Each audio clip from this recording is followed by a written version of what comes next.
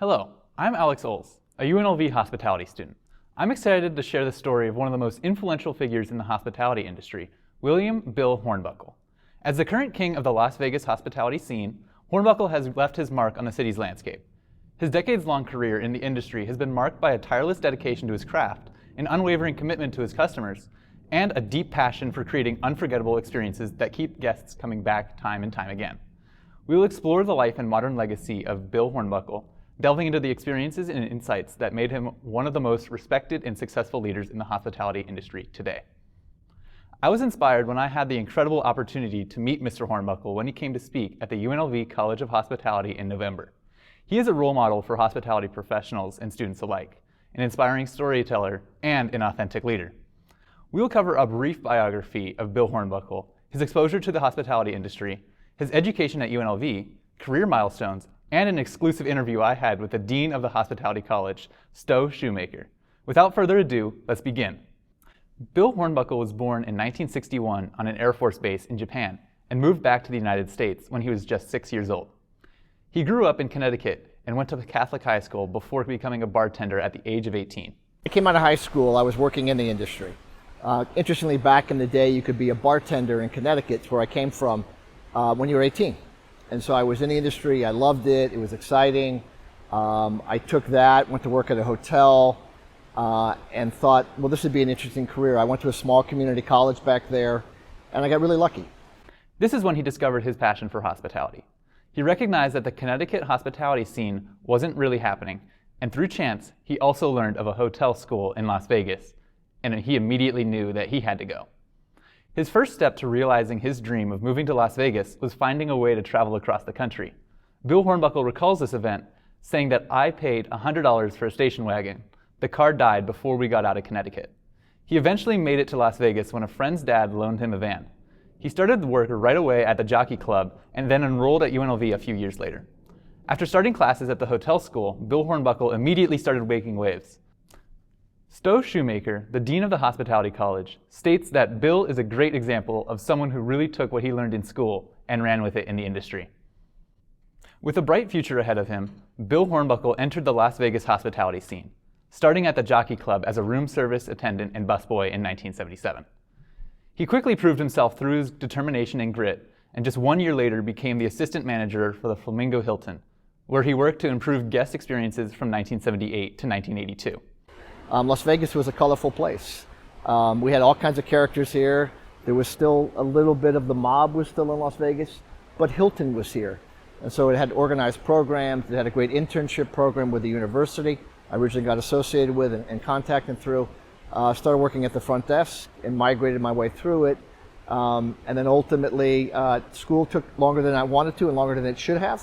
But it was important to stay with it, to learn all the things that you could accommodate to a program like the UNLV school, particularly the hospitality program had. And so I was excited by it, and I stayed with it. It was at the Flamingo where Bill Hornbuckle was first exposed to a large hotel resort, as well as his first time interacting directly with guests. From these experiences, he learned the importance of servant leadership, a belief that the most effective leaders serve others instead of taking direct control. It did not take long for Bill Hornbuckle to take on a significant leadership role. After graduating from UNLV in 1984, he became the VP of Hotel Operations for the Golden Nugget, where he held the position from 1986 to 1989.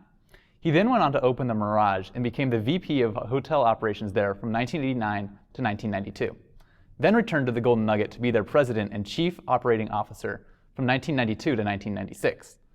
With these leadership positions under his belt, he learned the importance of task management and being focused, two skills that are extremely important in the high levels of leadership positions. Bill Hornbuckle joined the MGM Resorts International team in 1998 when he became the president and chief operating officer of the MGM Grand. He held that position until 2001, and for the next decade, he served a number of roles at many different MGM properties on the Strip.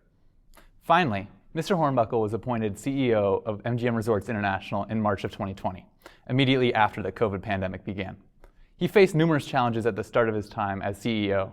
However, he managed to navigate his company through the height of the pandemic when other hospitality companies struggled and failed. He oversaw MGM's acquisition of the Mandalay Resort Group, which included the Excalibur, Mandalay Bay, the Luxor, and Circus Circus. All in all, he expanded MGM's portfolio from 1.5 properties the MGM grant in half of New York, to over 30 properties worldwide, 18 of which call the Las Vegas Strip home. He was also a frontrunner in the online casino space, launching Play MGM in 2017, which eventually became Bet MGM in 2021. I had the amazing opportunity to interview the Dean of the Hospitality College, Dr. Shoemaker. He shared valuable insights on what Mr. Hornbuckle learned while at UNLV. I think what Bill learned when he was here was, and at the time Bill was here, we had professors who were not, we obviously had our full-time faculty who were very industry engaged, but we also had people who taught at night and taught during the day. So Bill really learned gaming operations and hospitality operations from great faculty who were, great tenured faculty, but also working with industry professionals who were teaching classes. So he could get, and plus working while he was going to school, he could get real life plus theory, real life by working, theory from the classroom, and he took that and took all that knowledge and just had an incredible career. The level of knowledge that Bill built his career upon is one that's accessible to all students at UNLV, the #1 hospitality college in the world. I asked Shoemaker for his advice towards students who are dazzled by the lights of the hospitality industry, but are discouraged by the hard work needed to get there. In order to be successful in leading people, you have to be able to see the jobs that others do. You have to be able to walk a mile in their shoes. You have to be able to walk a mile in their shoes. Good point.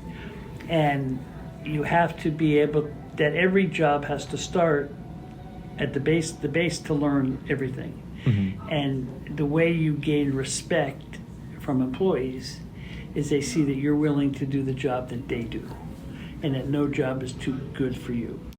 Every job requires you start at the beginning.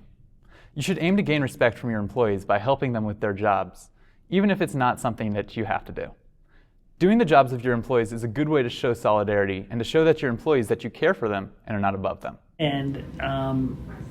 And a good example of that was when I was in college working in food service. I was in the dish room. The worst job in the kitchen, the dish room, is the silverware, because the kids throw their silverware in so it splashes because they think it's fun, and then you're digging in there and you're getting, your hands are all cut up and everything. Because there's like knives and forks and like sharp points. And you have to sort them. And my manager said, "Hey, Stowe, you worry about loading and unloading the machine. I'll take care of the silverware." So he took the worst job and did that instead of the nicest job. And I bet after that you had a lot of respect for him. A lot more respect for him and wanted to work more and do all of that. So putting, as a manager, putting yourself with all of your employees and doing things alongside your employees is critical. It's a critical. It shows that you're not above them. The dean also shared insight into Mr. Hornbuckle's determination and willingness to do what it takes. What I was referring to was that Bill was willing to move to different locations. He moved to Laughlin. Another point, he came back and took over Caesars. He was willing to go to different locations instead of just staying in one property. So not only was he willing to push forward in his career, but he was also willing to push forward and move to different places and take the lead. To get the background he needed, yes. And to get the experience that he Yes. needed. Not only was Bill willing to take on different jobs in the same geographic location to advance his knowledge, but he was also willing to move out of the country if it meant he got more experience, leaving everything behind and moving to a new place. Mr. Hornbuckle moved to many places, including China and London, to learn as much as he could. Finally, what does Dr. Shoemaker attribute to Mr. Hornbuckle's successes? I think he surrounded himself with really smart people, and he has a good strategic view of what the hospitality industry is about and where it's going. And he's able to, if he thinks he doesn't know, he's willing to ask people to do that. And then one of my follow-up questions was, do you think, how much of it do you think is luck and timing compared to his own competitive nature? So the more prepared I am, the luckier I get. So he was probably pretty prepared when he was coming in. He was pretty prepared when the opportunities arose and he saw them. And then everything around him just started clicking into place when he was like he was right here, right on time to start up BetMGM. Yes. And start up the reward systems for MGM resorts and stuff. Yes, because of his prior experience. But yes, timing is critical. But if you don't have the skill set to take advantage of the time, Yeah, you'll fall flat on your face. Bill Hornbuckle surrounds himself with a lot of smart, talented, and experienced people. He's not afraid to ask questions and always seeks to learn. Timing and luck are only a small part of the story. Preparation and hard work are critical. Thank you to those who made this project possible. KJ Amin, the Chief of Staff at MGM Resorts International, Stowe Shoemaker, the Dean of the Hospitality College, and William Hornbuckle, the CEO of MGM Resorts International. In closing, Bill Hornbuckle shares advice for aspiring gaming executives. Focus, patience, passion, and ultimately, if you're not having fun doing this, go do something else, because it's a long, long journey with a lot of hard work involved. As a future hospitality professional, I'm already having fun pursuing my passion, and I hope all of you are too.